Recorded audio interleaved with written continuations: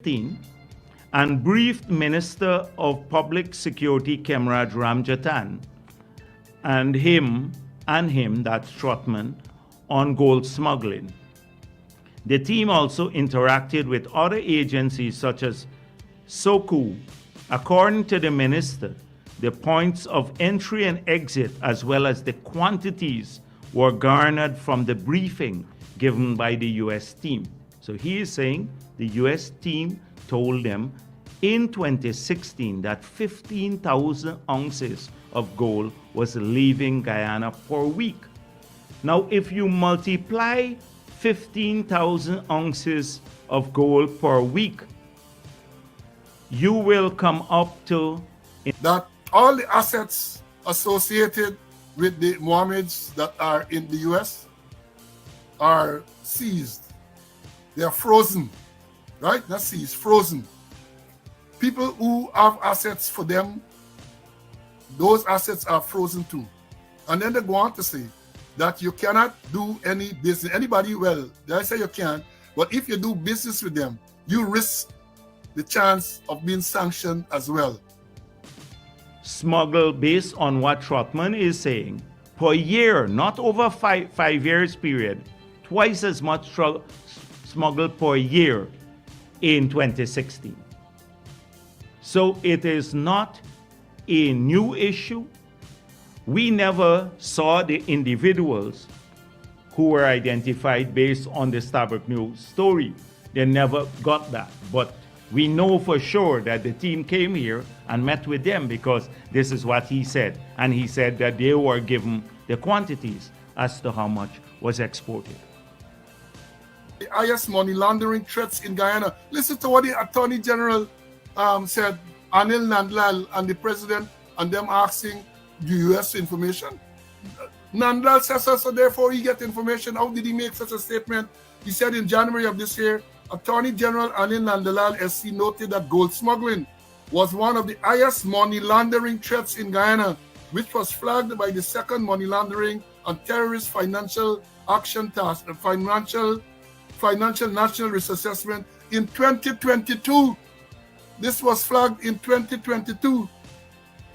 The National Risk Assessment noted that in 2016, it was reported that 15,000 ounces of gold was smuggled out of Guyana weekly. That we are witch hunting the Mohameds. So we are neither protecting the Mohameds, nor are we witch hunting the Mohameds. We've made it clear from the very beginning that people who break the law will face the consequences.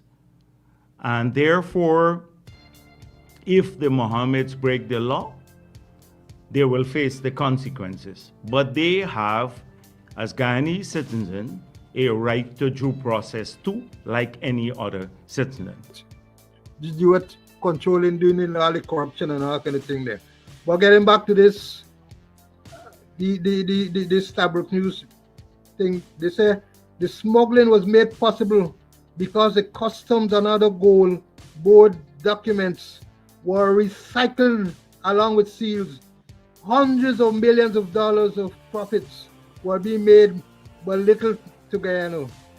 Considering these factors, smuggling, including gold smuggling, represents a high threat of money laundering in Guyana. So they all think that the money laundering is big, it's massive, and it's done with collaboration. One love, Delta 9 family, welcome back to the flight. Now if you haven't already, take some time out, press that thumbs up button and subscribe so that you'll stay updated on all these entertaining, trending topics in Guyana and the diaspora. Thanks.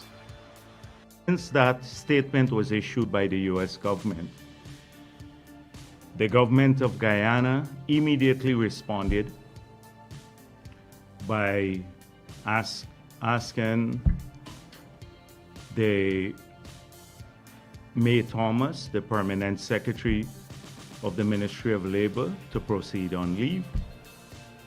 and we indicated to the US government that we'll be seeking information to aid local investigation and possibly prosecution or the collection of the evaded taxes.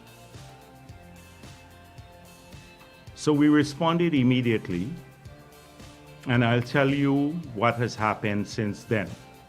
Because in some circles, and I see it reflected in the media, there is a view that the government is silent on this matter. But a government can't work like a social media commentator. It has to be deliberate, serious, and it has to work in a framework, particularly in this case where the action against the identified individuals will depend largely on the evidence that we had received from the United States of America. So let me make it very clear, since the opposition media has been very schizophrenic. One group of them are saying that we are protecting the Mohameds, and another group has indicated that we are witch hunting the Mohameds. So we are neither protecting the Mohameds, nor are we witch hunting the Mohameds. We have made it clear from the very beginning that people who break the law will face the consequences. And therefore, if the Mohammeds break the law, they will face the consequences. But they have, as Guyanese citizens, a right to due process too, like any other citizen. And therefore, we're not going to be engaged in all of these social media posts responding to them, because I believe they are some people who are hired guns to create confusion, and some are doing it for political purposes.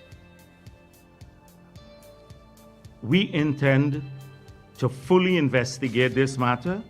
We intend to prosecute those who break their law.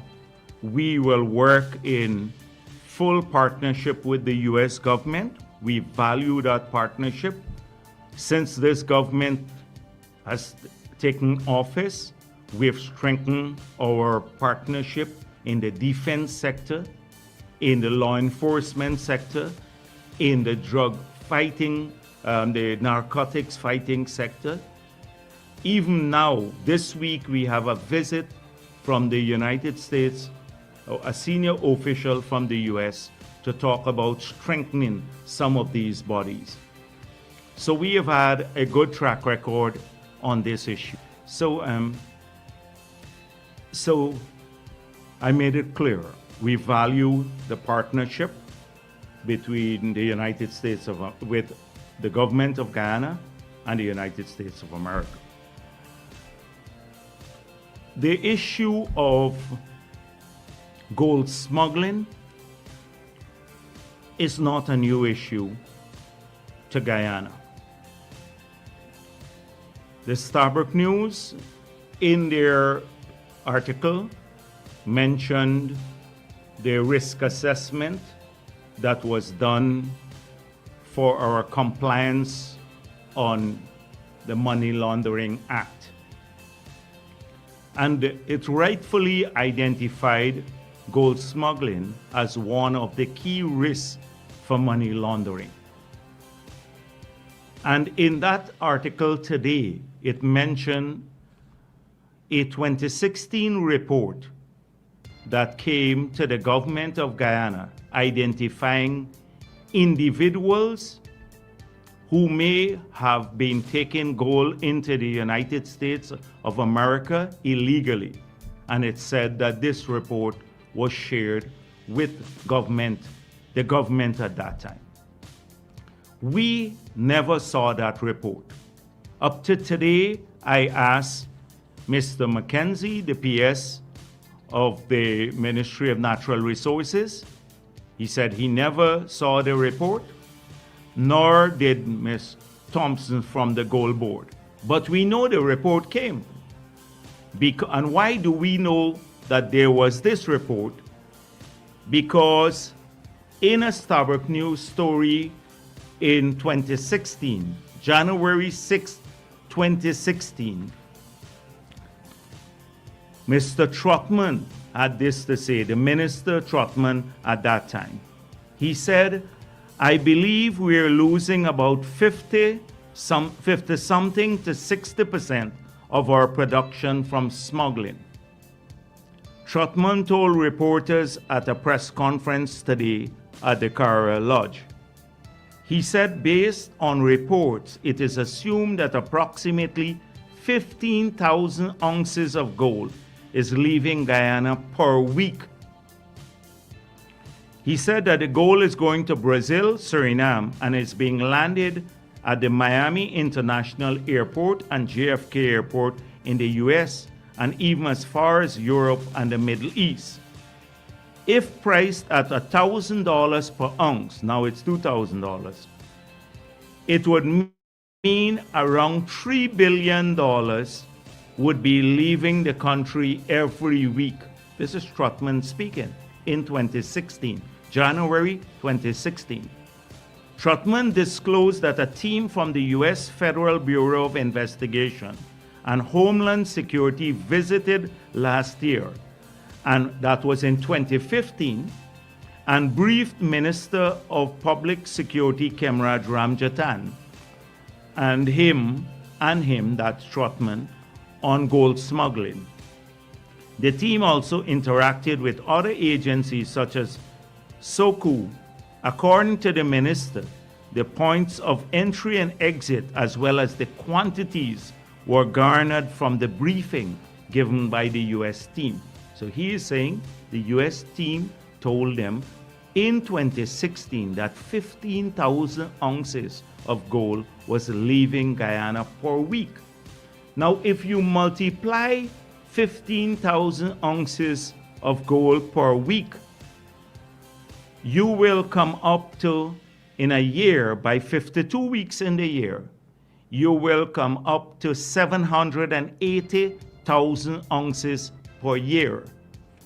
780,000 ounces is 24.2 kilograms of gold, 24,260 kilograms of gold per year in that year.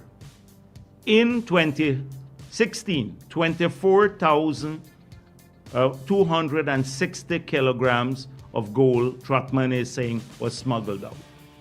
Now, in this case, the U.S. government said that there is 10,000 kilograms smuggled from 2019 to the current date, I think 2023, into the U.S. But you had twice as much smuggled, based on what Trotman is saying, per year, not over five years period, twice as much smuggled per year in 2016. So it is not a new issue. We never saw the individuals who were identified based on the Starbuck News story. They never got that. But we know for sure that the team came here and met with them, because this is what he said. And he said that they were given the quantities as to how much was exported. So this is not a new issue with us. It didn't happen just last year, etc. And it happened throughout the years. And this investigation that the United States did and sanctioned individuals based on the investigation started in 2019. It started in 2019. So all of those who are trying to make this a PPP issue and a political issue, then they need to just examine these facts. That we know that there have been gold smuggling going on for quite a while. And 6 months ago, we spoke of this at a press conference. I told you that we're starting to get deep into the issue. There's a team now that is identifying the people who are taking the gold out. That, what you saw at the airport, didn't happen by chance a few weeks ago. And we're getting around how the gold is going now, because nobody even thought that a chain going out, that, a huge chain made from, that looks like silver, is actually gold. It's actually gold. And we heard that they're making it even into containers and taking biscuits out the containers. So when they're going out the country, it looks like a silver container you have, and it's going out. But it's fabricated as a container, a bag or something like that, a metal container, and sprayed over. So this has been happening for quite a while. Now, when the Reuters article came out last year, the Reuters article said that the Mohameds were being investigated for gold smuggling, money laundering, and drug trafficking. At that time, the president was asked, and we were asked, whether we are aware of this. And we said, no, we are not formally notified at that time that there was any investigation. There was no formal notification. From then, even to now, until the sanctions were done, there was no formal notification. We said, if there is a formal notification, we will act on it. But the US has to formally notify us that this is happening. Now, this investigation took place, and the law enforcement agencies in the United States collaborated. Obviously, they have information, and they instituted the sanctions. We are all aware of the sanctions and their implications for various parties. Now, immediately after the president spoke to the media at the launching of the new vessel that we acquired for the Guyana Defense Force, the Minister of Finance wrote the Secretary. One love, Delta 9 family. Welcome back to the flight. So you heard it. More persons are involved. More persons are implicated in this thing on both sides of the political spectrum, seemingly, allegedly.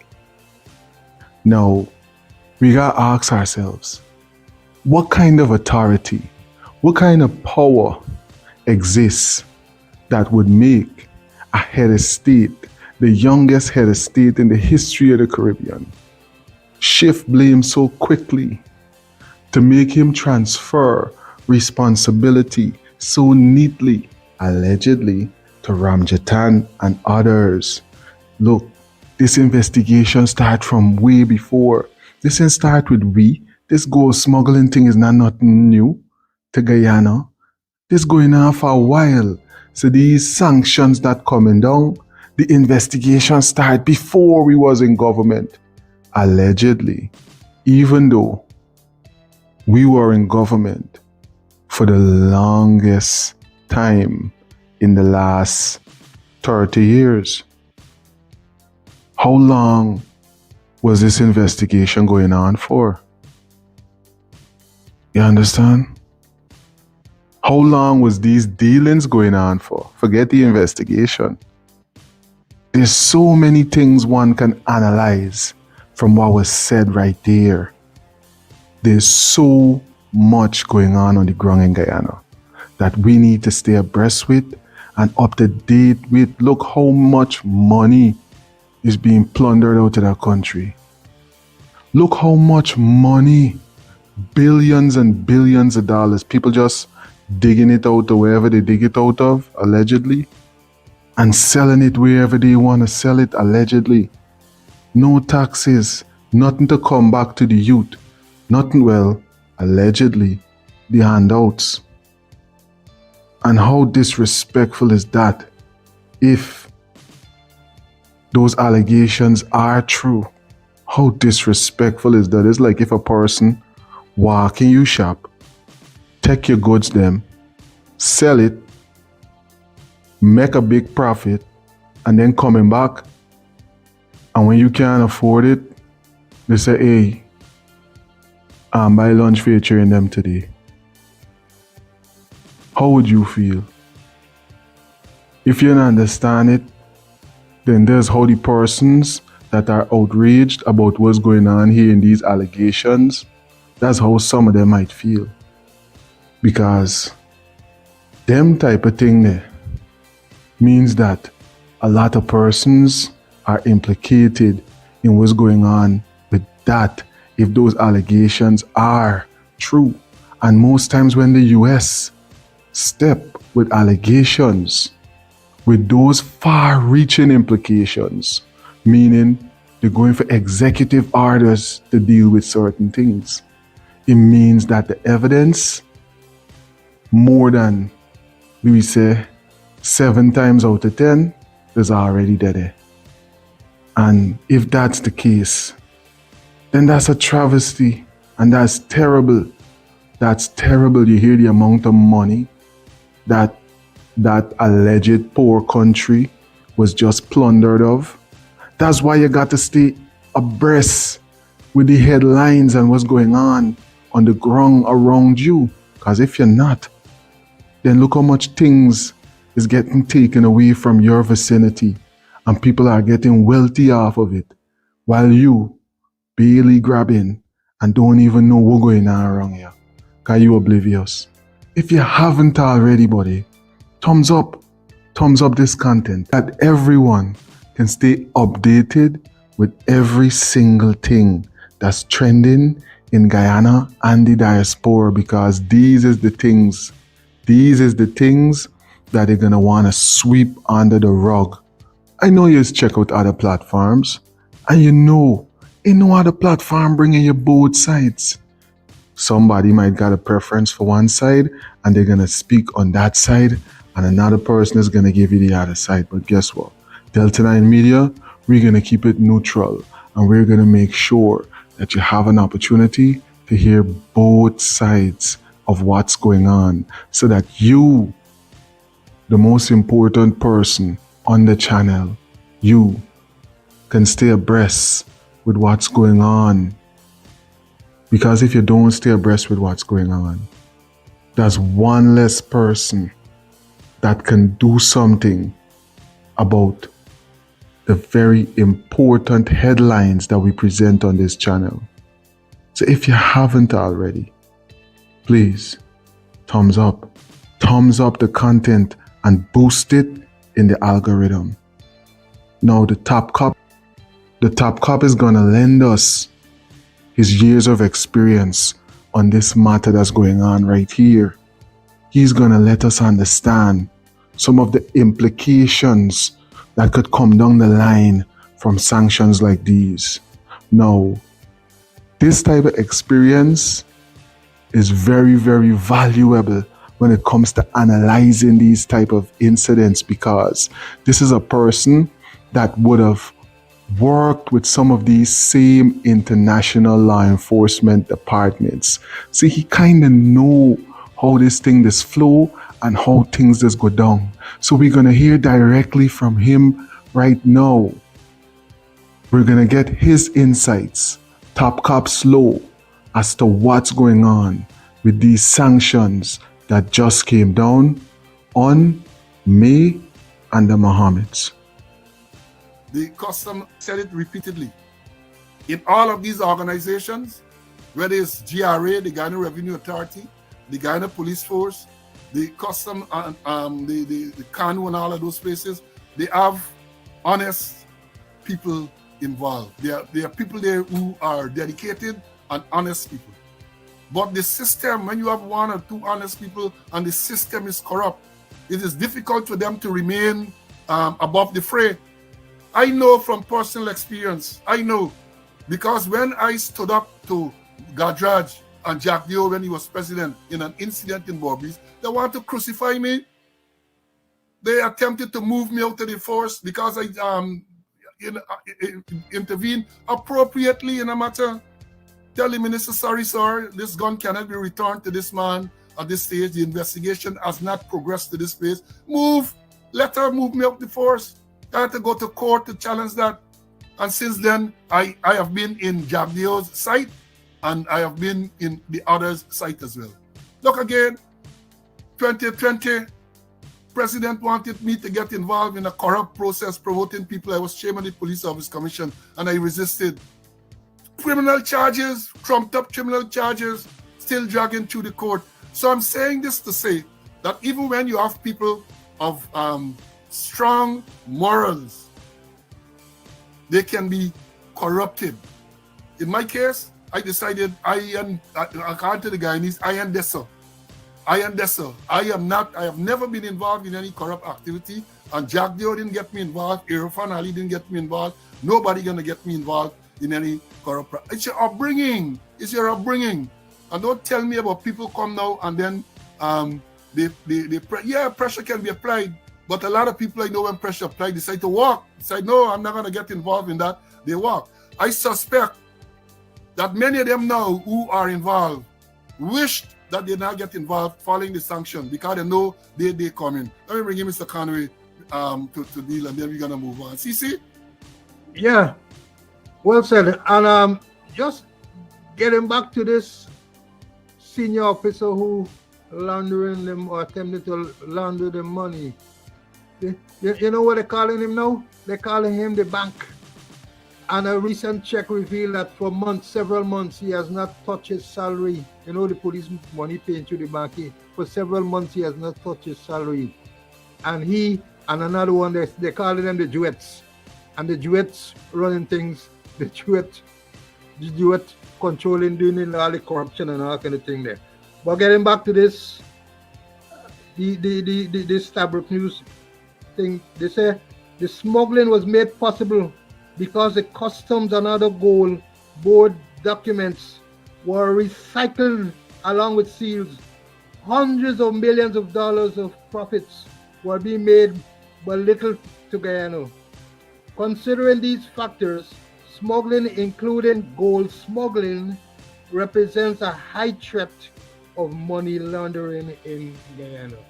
So the whole thing, the money laundering is big, it's massive, and it's done in collaboration with government agency. So what they're asking the US to give them information about the agency, the US not going to give it because they don't know, that they don't trust them, and they won't really deal with them. And as we said, there are many other actors. Remember not so long ago, I think it was 2 weeks ago, three persons were arrested at the Cherry Jagan International Airport as they tried to smuggle a big portion of gold disguised as silver jewelry. It is not, it's all a nest of these smugglers. And let me read something here to you briefly.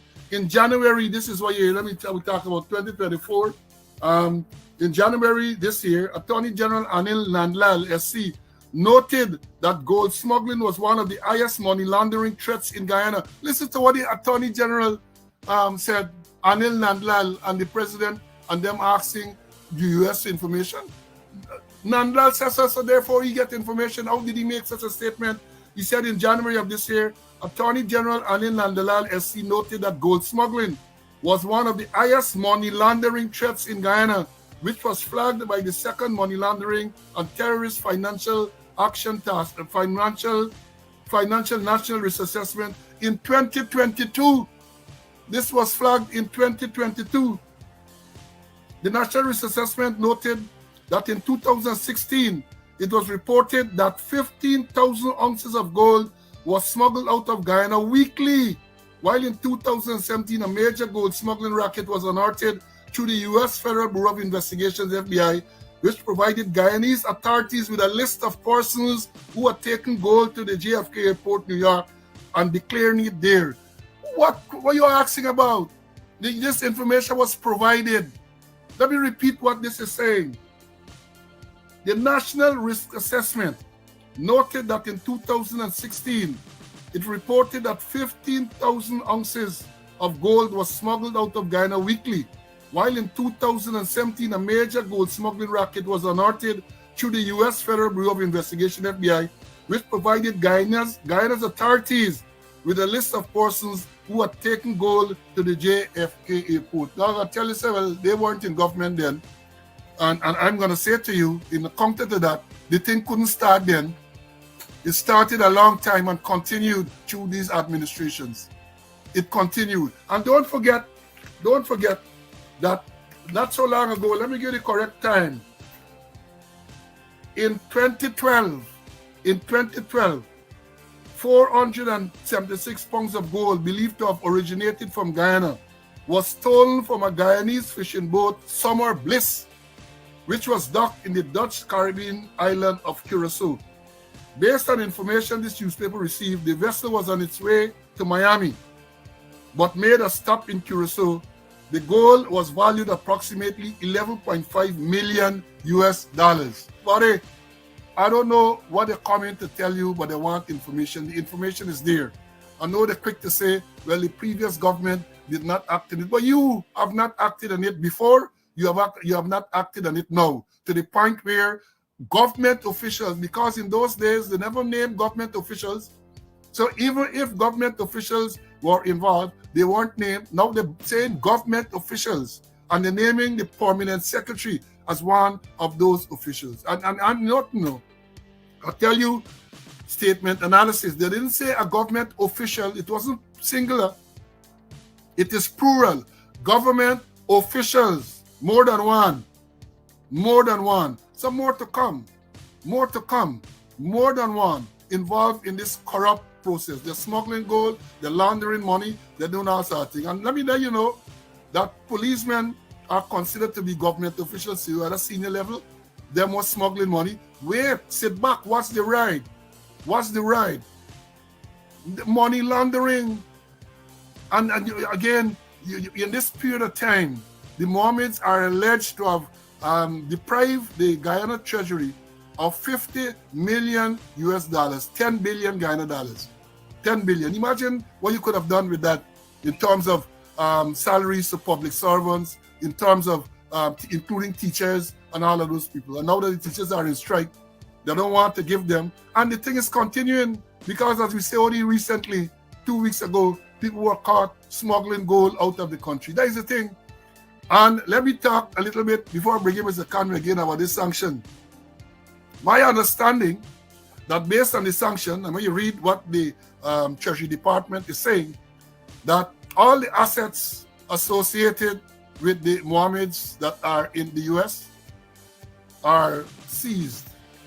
They are frozen, right? Not seized, frozen. People who have assets for them, those assets are frozen too. And then they go on to say that you cannot do any business. Anybody, well, they say you can, but if you do business with them, you risk the chance of being sanctioned as well. You risk the chance of being sanctioned. And let me make this point. I understand that we know they were gold dealers, selling gold, buying gold, smuggling gold, they're accused of. I understand that they supply gold to many of the legitimate establishments in Guyana. Many of the legitimate establishments will go to purchase gold from them. Based on this sanction, if they now go and buy gold from them, they too risk the chance of being sanctioned. So let me see where it will go.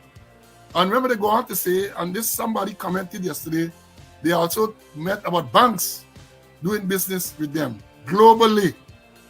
Somebody had said, well, only bank in the US, but the word globally is used. And my understanding of in the context in which the word was used, it means that no bank in the world should be doing business with these sanctioned entities. That is how I read it. That is how I read it. So therefore, I'm saying, let me watch the ride. Let's watch to see what they will say, if they will say anything, because so far, I think it's about 48 hours, and they have not rushed with breakneck speed as they're accustomed to doing to debunk, that's the word they like to use, this allegation. They have not said that the U.S. authorities are, what word did they use? Presumptuous. They haven't said so yet, so maybe they will say so later, that the U.S. authorities are presumptuous. That's the word they use when the judge handed down the decision in favor of the Guyana Teachers Union. The vice president, I could say so, because I have the record, he said the judge is presumptuous, right? Tell the U.S. State Department, not the State Department, sir. Well, the State Department, too, because people visas have been taken. Tell the Treasury Department that they are presumptuous to impose sanctions on these honorable and ethical, that is what the FBI, ex-FBI man described them as, ethical businessmen. Tell them that. Find some stones and tell them that. Let me bring in Mr. Conway. Yes, CC. Yeah, Paul. And then we did maybe briefly looking at the Middle East connections, especially those oil producing countries that they're mixing with. By the time you miss them, they're gonna Dubai and they're gonna other places. There is the connection. The connection is there. So the thing is wide ranging, you know, very wide ranging, and we need to look at the Middle East connection. They say because they're associating with oil producing nations, but not only associating with them. It had nothing to do with oil. Most of it had things to do with money laundering and other corruption and other illegal activities. They say that Dubai is the place of choice for some of these high-profile criminals. They can go there and they can do all manner of things with the... Hold a while. Also, that thing happened to me this morning, man. They can go there, they can do all sort of stuff with their money. They say these things are facilitated in that part of the world. I'm sure we're going to have more developments in this matter, and we are going to come here and we're going to talk to you more about it. But I think with your permission and the permission of CC, I think we're going to move to the next subject that we want to spend some time on this morning. CC, you think we should move on? Sure. A natural way to stay ready, baby. Because I'm ready for you, Mr. C. The ultimate male supplement, men's total wellness formula, packed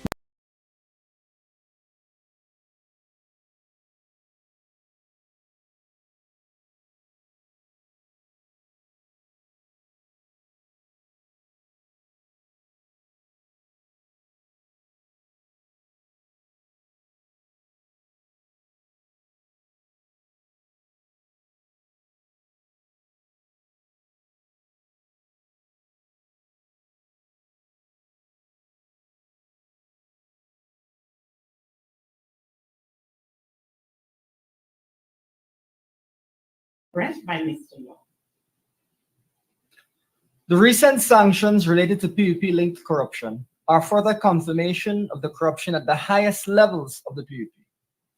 Revelations that a PUP Central Committee member and Permanent Secretary, Ms. Mae Thomas, and PUP Local Government Representative Nazar Mohamed are among 3 Guyanese sanctioned by the United States for corruption and gold smuggling, have once again exposed PUP's involvement in, support for, and protection of corruption. The PUP continues to embarrass Guyana, deprive its people of their fair share of our wealth, at risk due to greed and disdain for the rule of law. The opposition also notes that this scandal likely goes as high up as President Irfan Ali. It should be recalled that it is alleged that one of Mohammed's vehicles was President Ali's mode of transportation during and after the 2020 elections. The president has to speak on this matter. His silence is deafening. President Ali cannot have his puppet master Bar Jagdeo saying one thing, while we as a nation are left to believe he is doing something else quietly. President Ali has to man up and let us hear from him. This has been long in the making, with Ms. Mae Thomas being detained by U.S. law enforcement personnel last year being the most recent warning that the PUP was aware, complicit with, and protected her, a clear indication that the PUP is unwilling to and cannot afford to fight corruption in Guyana. She should have been sent on leave since then in order to carry out a thorough investigation. But the PUP encourages corruption, so these serious indications of potential wrongdoing are always swept under the carpet. We are aware that she is but the first of a long list of senior PUP officials who are likely to face sanctions as the US policy of investigating corruption in Guyana continues. We want to urge that the government take these sanctions seriously and act within the confines of the law to root out such involving other party members that may be involved in corruption, smuggling, or any other illegal activities. We also urge the government to carry out a risk assessment so that it can advise Guyana's financial institutions on an orderly way to approach these sanctions.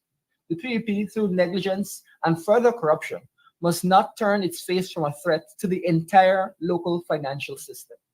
We need to carefully navigate this crisis without provoking further sanctions on any other financial institution. As recent as last week, we spoke at length about the PUP's poor management of the gold industry, as well as its disinterest in preventing gold smuggling.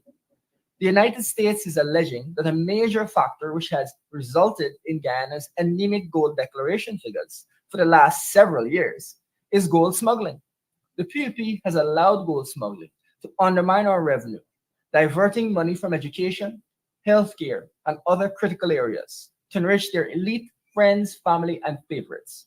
It is no small wonder, then, that they continue to refuse to pay nurses, teachers, and other public servants a competitive wage. We remind Guyanese of Suzy Rong's confidence in the Vice News Guyanese corruption documentary, when he said that he and a potential briber would go and give Jagdeo the money together.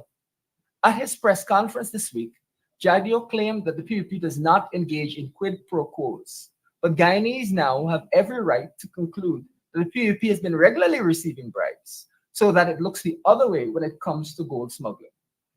When coupled with allegations that a company associated with Guyana Critic, a known friend of Jagdeo, received a US multi-million pump contract due to corruption, this demonstrates that citizens must fear corruption right across the PUP-run government. Guyana's government has become a leaky bucket under the PUP, and the moment it is lifted from the well, all our resources are gobbled up by the PUP's corruption. The international community has demonstrated little patience for PUP greed, and at the next election, citizens must make it clear that the PUP's time is up. It is also critical to note that the high level of PUP corruption has serious implications for the security of our nation, both internally and at our border, and therefore the government's willingness to tackle corruption, unwillingness to tackle corruption, has placed the security of our nation in jeopardy. Guyana needs a government that can root out this corruption. We need an APNU AFC government. Thank you. Thank you. At this stage, I will take questions on the first statement. And of course, that will be by Lisa Pan.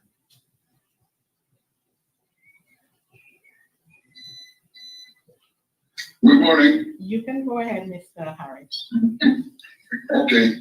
On the statement, I noticed that Ms. Thomas has said that she has resigned from the PPP executive, not from the government. So she continues to be a permanent secretary on leave. How does this affect the entire situation about the PPP not being supportive of corruption? Well, one of the things that we need to make sure that Guyanese are aware of, and why the government needs to take really swift action here, to say Thomas being just one of one example here, is that these allegations are so serious that they could also provoke money laundering questions and other potential sanctions. So the government needs to swiftly evaluate this, swiftly investigate, and move to remove Mr. St. Thomas altogether from government operations once that investigation and given its findings comes up, once that investigation is conducted.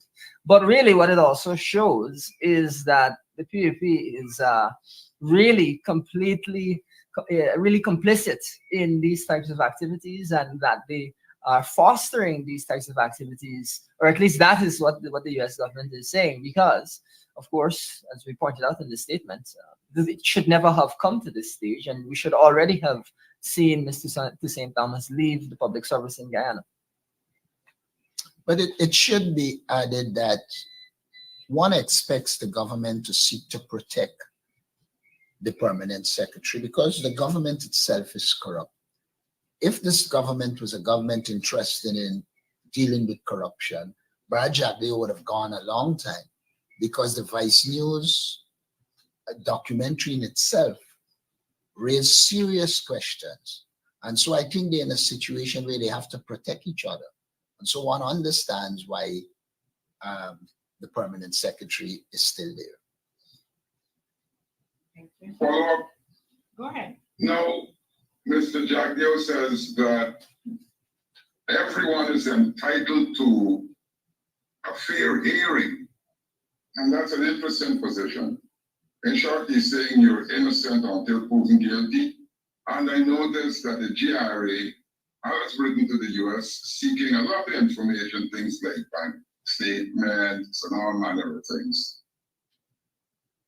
My big question is, if everyone is entitled to a fair hearing, why doesn't that apply to Guyanese being charged by the PPP, being detained in prison and all of that, like Tacoma, like Kidaki, Amsterdam, and all of that?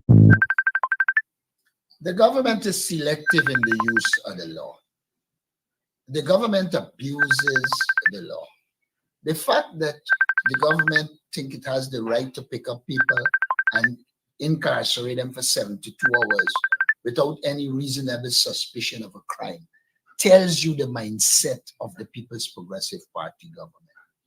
The government uses the police to ensure it is in control and it can dominate the society. Barajaglia has no interest in law.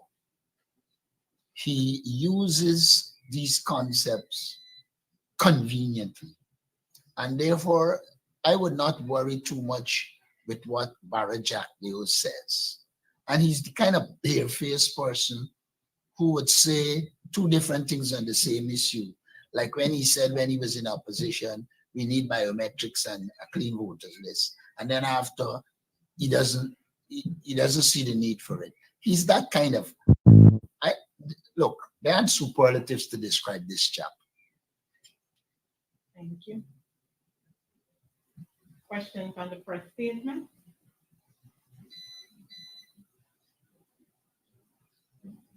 Mr. Chabot? Perhaps I have one more. I have one more.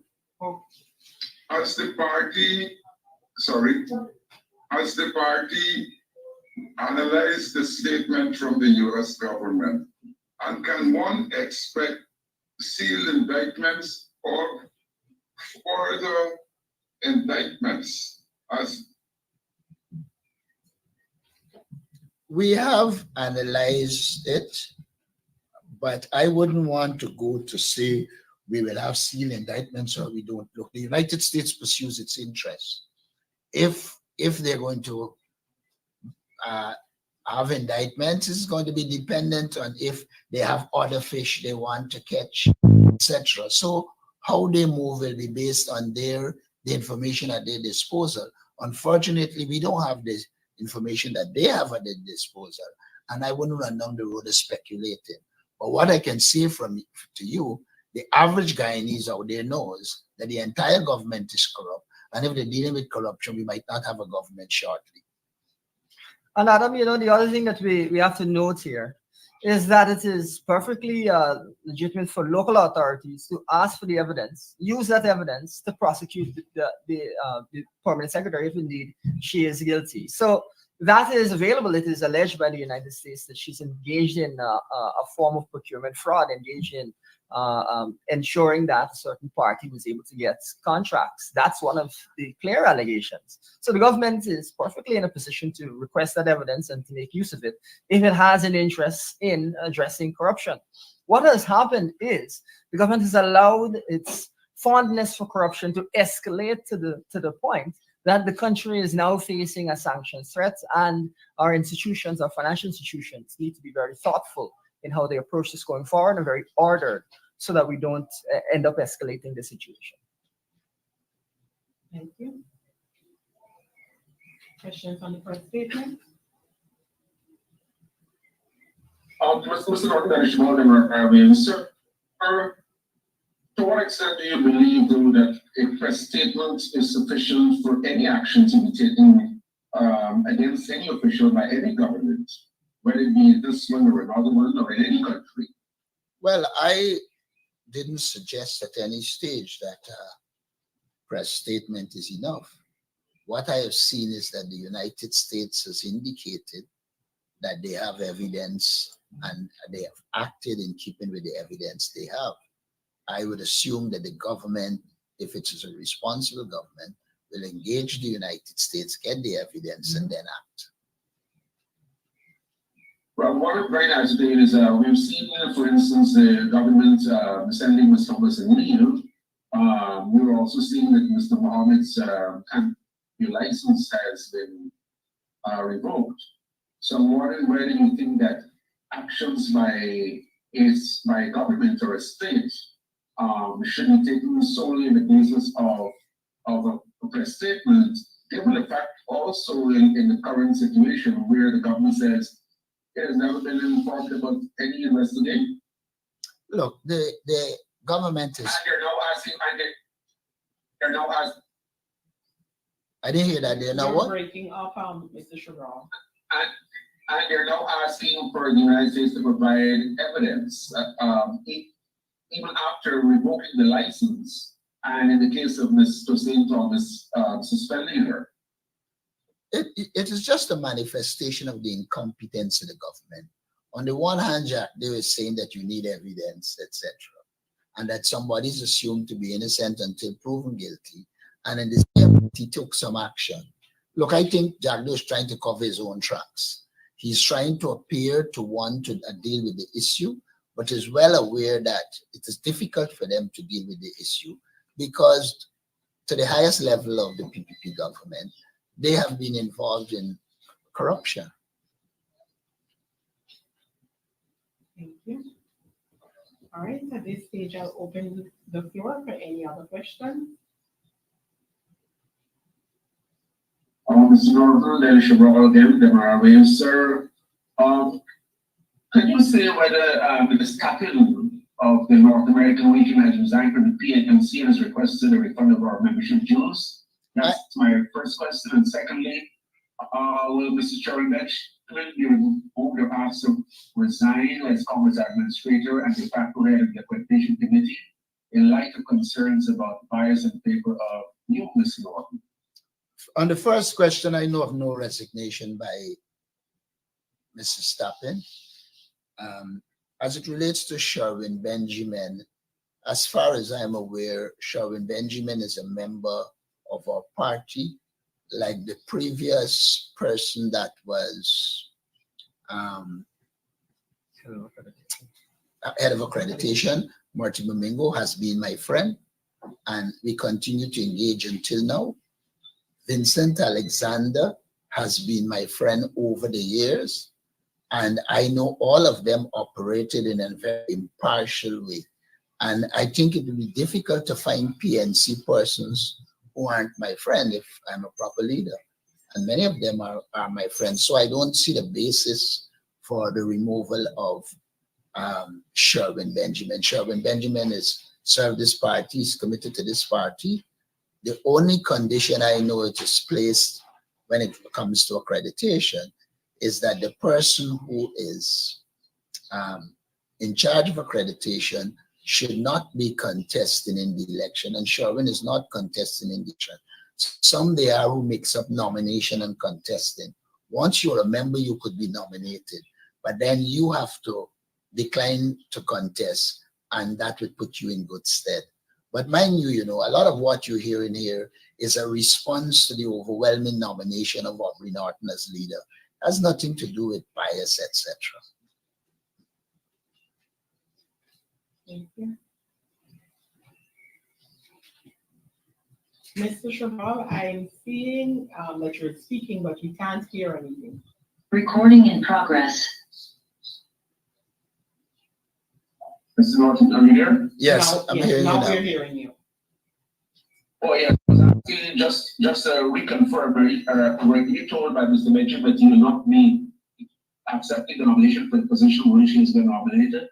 Mr. Benjamin doesn't have to tell me that. As far as I know, there's the accreditation process, and he will inform through the process.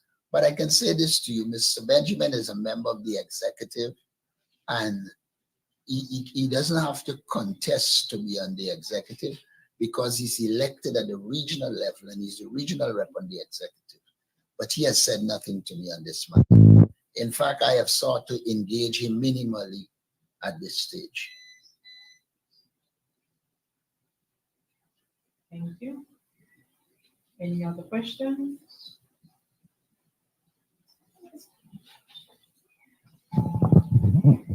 Mr. Norton, Yes. 1 second, Mr. Adam Harris. I'll take Ms. Williams, who's in the studio, and then I'll take your question. Mr. Norton, I know you just dealt with these.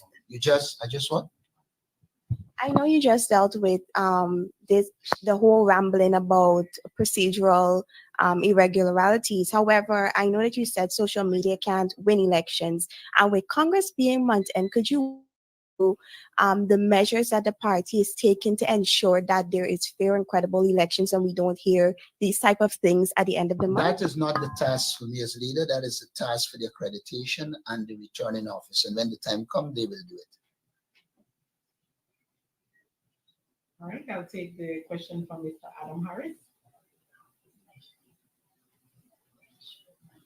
Yeah.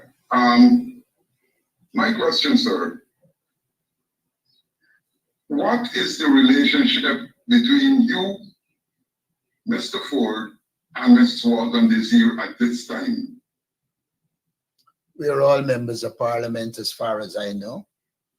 We have all been nominated to the position of leader. At the personal level, we have always related to each other.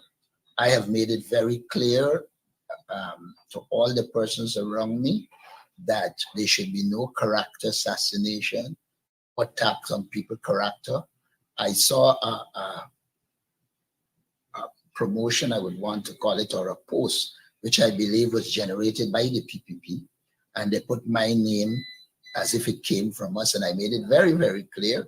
I called Amanzo Walton and I said to her, I have no involvement in it.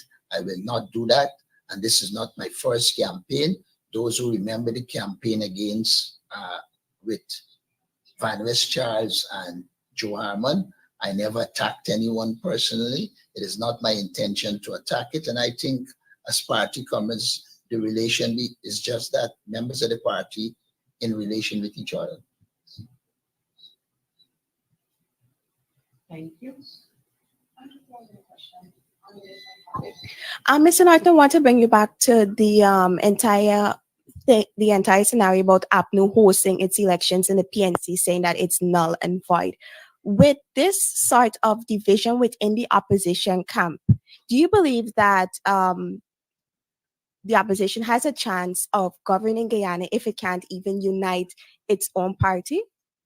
Sorry. Well, I think we have a united party, but there's a difference between a party and a coalition. A coalition is a combination of parties, and they will always have different interests. And like I said to those persons, I continue to be chairman of the APNU, and after our Congress, we will sit with the members of the APNU and sort out the issues.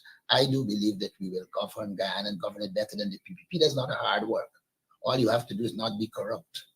And that is the first step towards governing properly. The PPP should not be considered a government. They should be considered a leech. People who are sucking the blood out of the Guyanese people. people who are plundering the treasury, people who are complicit and involved in corruption, people who are watching billions of Guyana dollars go through corruption and doing nothing. It is easy to be a better government PPP. They're the worst government this country has ever had. Thank you. I will take one more Your question. reaction, sir, to the statement that the government is modeling paying $700,000 for parents to send their children to private schools, as opposed to giving the teachers an increase? It is the usual folly of Barajak deal. First of all, you don't have the number of private schools. That's the first problem. The second problem, to talk about education without internet connection throughout the country, again, is folly. Barajak is one of these whimsical persons who pulls things from the skies and usually speak garbage. This is another attempt at establishing that he owns Sevons or Purans. I don't know which one he would choose, but it's sheer garbage. There are many areas in which you have to look at this. In addition to which, it's a dangerous trend in the sense that it is going to dispossess or ensure that a lot of poor people, children, don't get education.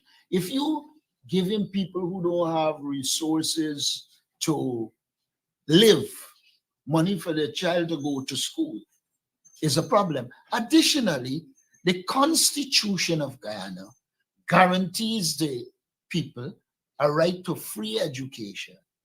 And to tell us that you are going to, well, I don't know where he got the figure 700,000 from, that he was going to give that 700,000 to parents for them to go to school. It's ridiculous. Now, did they do an assessment of how many children in the nursery school, how many in the primary, how many in secondary? Is this 700,000 across the board, whether you are primary, secondary? It's just a manifestation that this chap does not think through anything. The man believes he's God, and he just sits and pronounces of the actual situation. But most importantly, what we must note is that it is an indication that they have no interest in paying the teachers a livable wage. And that is what he needs to address. If he is prepared to deal with education, he needs to focus on giving teachers a livable income, so like any other body, they can enjoy their life, do what they like best, teach our children. We have recognized that we lost a lot of training during COVID when we were using virtual education. And if you were to judge from that, if Barajak had the interest of the people of this country at heart, he would have known that through that approach of e-education, considerable hours have been lost. I don't believe Barajak is so lack of knowledge that he doesn't know that children interacting and socializing plays an important role in their education. And to talk about an education in which they are at home, then what mechanisms would he be putting in place to manage the children at home? One of the problems that emerged during COVID was that there were no Parents got to work. systems in place to take care of the children while they were at home, if their parents were working. And so there are a plethora of issues that have got to be addressed, and with this comedian Barajak deal. He's nothing but a comedian. Every day he comes up with something comical. This is another of the comic books he's writing. We need to pay the teachers properly. We need to improve the education system. We need more in-class training of our children and our teachers. And we need a government that has an interest in the people of Guyana and wouldn't come telling us nonsense about giving 700,000 to parents for them to go to private schools when you know full well they aren't the amount of private schools around. Or is his intention to sell the government schools to private people? Look, this is just a scarum comment by this chap who just flies his mouth without any proper research, surveys, etc. I won't add much to what Barra Jackley is saying. Adam, I just want to make a couple quick remarks on that. When I first heard Jack Deal mention this scheme of essentially privatizing the entire Guyanese education system, it occurred to me that the PUP is looking to grab all of the land, the prime real estate that those schools is located on. So it seems to me that that is one of the dangers that we have to look at, whether the PUP is looking to grab for its friends, family favorites, its elite, the prime real estate that all of those schools rest on. We have schools across this country that rest on valuable real estate. That's the first thing. The second is, to me, this is the biggest admission that the PUP has failed when it comes to education in Guyana. They are, in essence, saying that they can't manage the education system, so they need to have somebody else run it for them. Now, they've been spending hundreds of billions of dollars on this education system. For them to now come and say that, throw their hands up in the air and say they'll privatize the entire education system, to me, is really just a perfect example of how they have failed. And the other thing that I want to mention is the reason to have a public education system, one of the reasons at least, is so that you can have a close control over the quality of education that you deliver. If you have a private education system, you have to deal with hundreds and hundreds of different institutions, different firms, different companies, and therefore it will be difficult to regulate such a system. Having a public education system allows us to be able to deliver consistent quality education if that public education system is managed properly. But of course, under the PUP, it is the opposite. All right. I will take the question from Ms. Davina and then Ms. Crystal before we close. Ms. Davina. Good morning, everyone. I have two questions for Mr. Norton and one for Mr. Lowe. First of all, for Mr. Norton, sir, are you concerned about the recent report by the IEA indicating that the demand for oil is expected to reduce drastically in the future, which can affect oil prices? Sir, does the opposition still believe more assessment is needed on ring fencing in this regard? More what? I didn't hear the last question. More what is needed? I'm asking if the opposition still believes there's more assessment needed on ring fencing, given the findings of the IEA. And secondly, it was reported in Exxon's financial statement that $51 million was deducted in 2023 for decommissioning costs that will only be required in 2039. Does your party agree with this type of management? And for Mr. Lowe, I didn't get the you are apparently reading it fast. So I didn't get the question. The second one, the third one. My second question to you is no, the third. The second was assessment. No, that was the first question. The first question. No. The first one was AIA reduced oil demand was the first. Oil demand. The second was on yes. That was the statement. I was saying that the IEA mentioned in its report that oil prices are likely to reduce. My question to you was, Does the opposition still believe that there is more need for assessment on the need for ring fencing? The second question to you is, Exxon reported in its financial statement that $51 million was deducted last year for decommissioning. Does your party, well, the decommissioning cost will only be needed, or these monies will only be needed in 2039. Does your party agree with that type of management? And finally, do you want me to repeat my question for Mr. Lowe? No, yeah, the last one. Yeah, we didn't hear that at all. Okay, so Dr. Cameron recently calculated that the country was shortchanged $225 million in royalty. Do you agree with his position? Well, let me answer the first one, the question of. First, let me say this. I think I've made our position. We agree with ring fencing. I, however, proceeded to say we have to look at every case on its merit and assess it. You cannot be in opposition and just wildly say, I'm going to ring fence. Some projects are still to come. Some exist. We need to know the details. So in principle, we agree with ring fencing because it allows us to separate the various activities, and therefore the cost from one not go over to the other. We are sold on that. But that doesn't remove the fact that we have to assess every issue, every one by themselves. And it's not a case of pussyfooting. It's a case of managing properly and ensuring that as an opposition, you're responsible and you don't make wild statements like we saw the PPP made when they were in opposition. And then when they come to government, they can't implement it. And the very newspaper, etc., turn around and attack. So in principle, we agree with ring fencing, and that is very clear.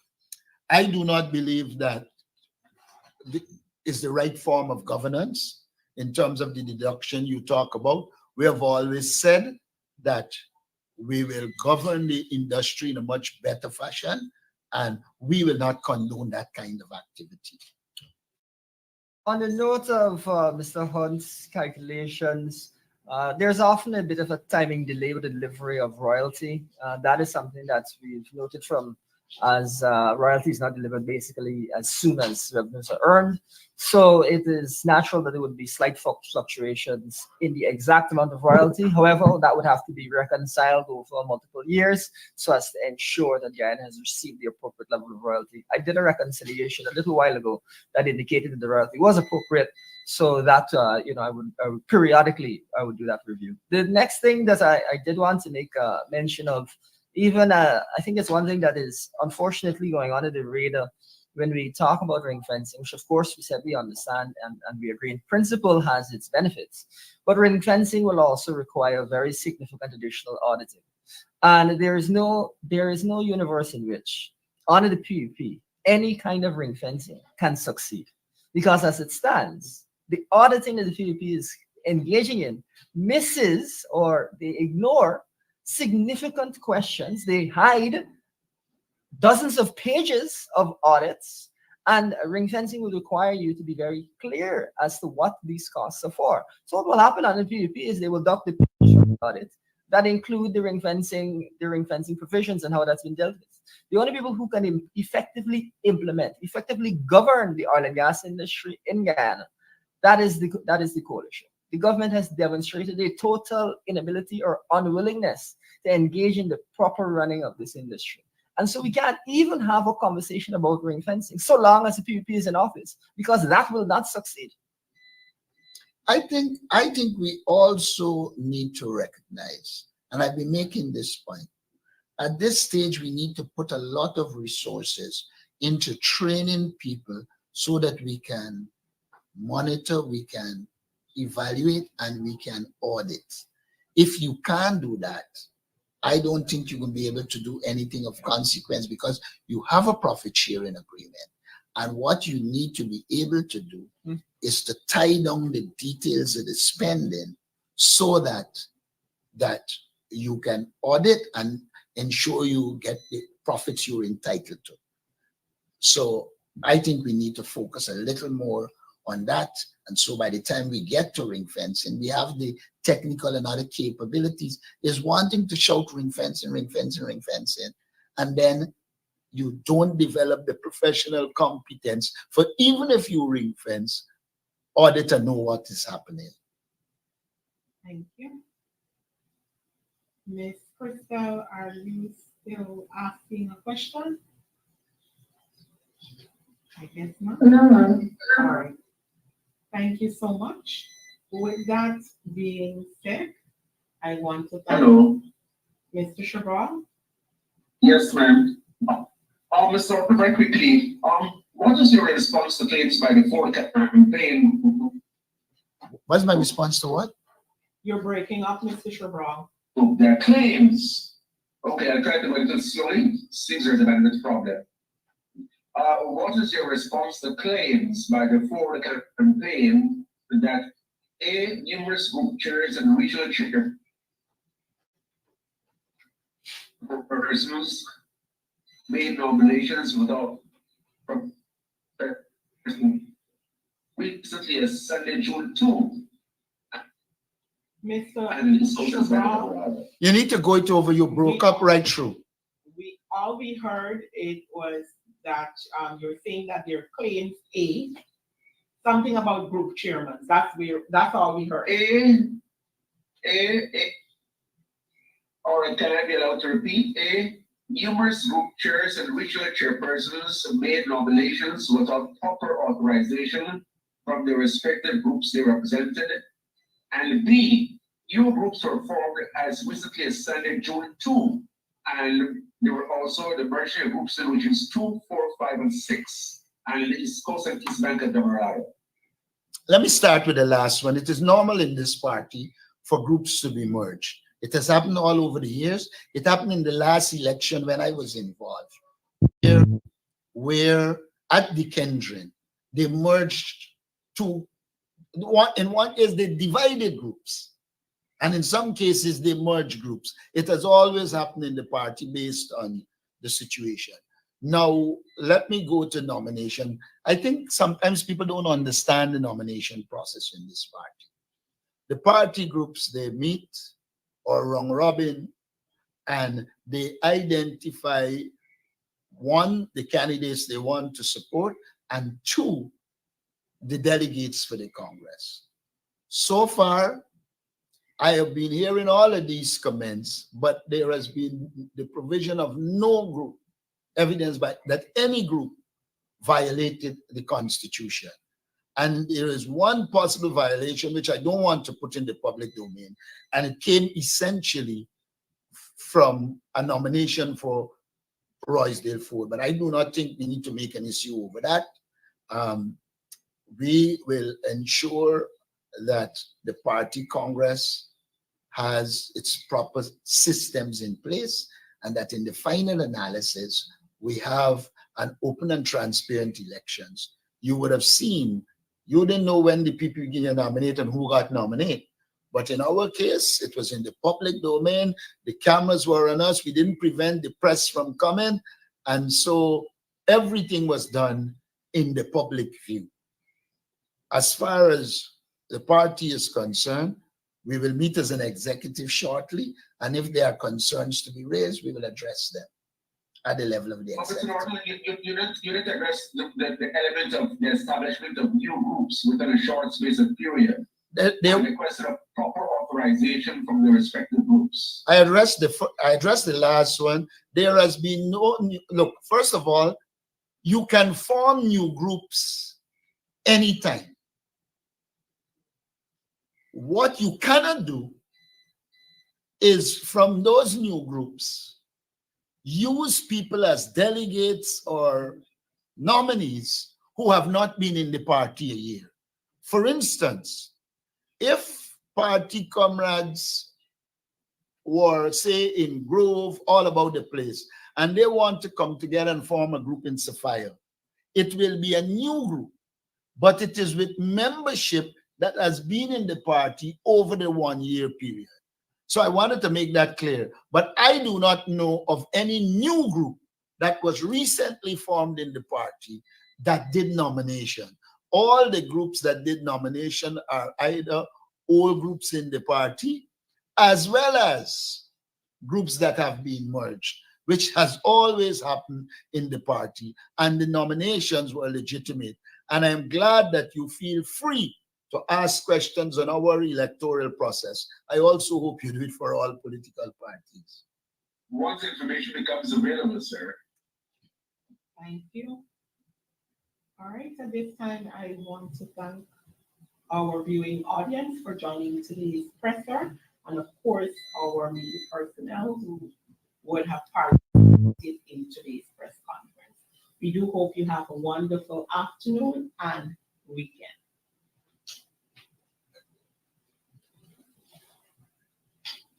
Recording stopped.